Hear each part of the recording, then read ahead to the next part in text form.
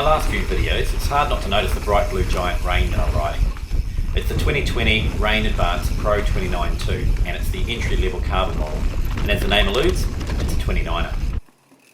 Now for the past 18 months I've been hoping that Giant would update the Rain to include 29s, but I also had fingers crossed that they would make it a better bike for climbing. I hadn't actually ridden a previous model Rain, but have heard that they weren't the easiest on the inclines. And I reckon that it was primarily because of the angle of the seat tube, which was a slack 72.5 degrees. Giant have steepened the seat tube on the new 29-inch models to 76.8 degrees, possibly to allow for more wheel clearance at full compression, but it makes for a more efficient pedalling position for the rider. The frame is full carbon, including the rear triangle, and has a rear travel of 146mm. I managed to have this particular bike for 3 days in Rotorua, the first at the Skyline Bike Park and 2 days in the forest. So it gave me a lot of different terrain to sample. The only downside to demo bikes is there's virtually no time to dial in the suspension, so I basically set up the sag to about 30%, put the rebound in the middle, and hope like hell it wouldn't kick me like a ninja donkey at the first jump at Skyline. I must have found the sweet spot with the RockShox Lyric, because it seemed to glide over anything I pointed it at.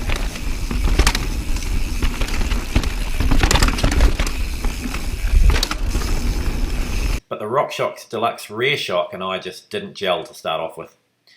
Just felt sketchy through bumpy corners and didn't give me much confidence. But after about 4 to 5 runs, I started to adapt to its characteristics.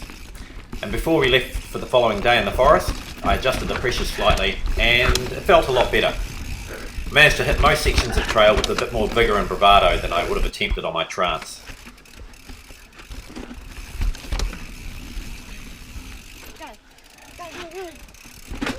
Yep.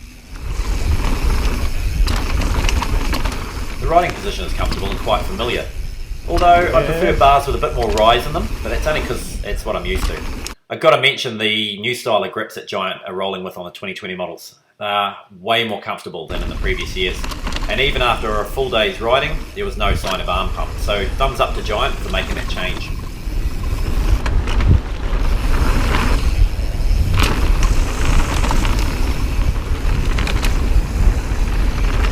Did a fair amount of descending in those few days, and Shimano's MT520 4-pop brakes were just magic. I tend to trail the brakes a bit too much on sections I'm unsure of, mainly because I'm overly cautious and I don't trust myself, but not once did I experience any fade, just good consistent stopping power every time.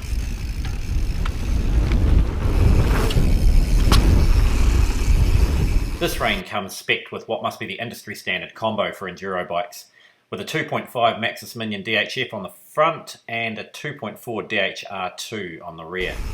They've got bloody good grip and are nice and predictable, even if I did have a wee moment there that nearly made me crap myself.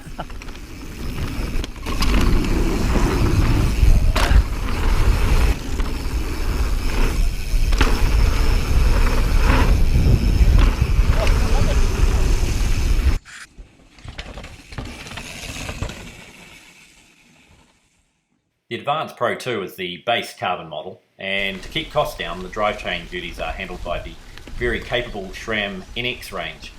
It worked well for the time I used it, and whilst there's nothing to rave about, there's also no complaints. It does its job quite well.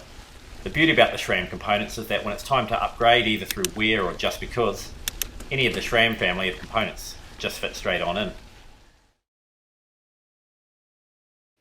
So that's my 2 cents worth and a quick rundown on the bike. But I guess the ultimate question is, would I buy one and why? Well, we'll start with the why first. It's very fast. It's fast enough for me. It handles the rough stuff reasonably well and it behaved quite neutral on jumps for my ability. But more importantly, despite the initial feeling on day one, I quickly became very comfortable, confident and dependable on the bike. I was pushing through stuff that I would have been a lot more apprehensive with on my trail bike, and that's what I'm looking for in a new bike.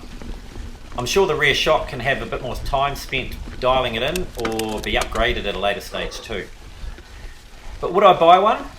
Well, that's a question that'll be answered very soon, as I've sold my old Trance and there is a couple of other bikes that I'm looking forward to testing very soon, so stay tuned. A link to the bike's full specs is in the video description below. But I'll leave you now with my final ride on the Rain with a quick run down Rotorua's old exit trail.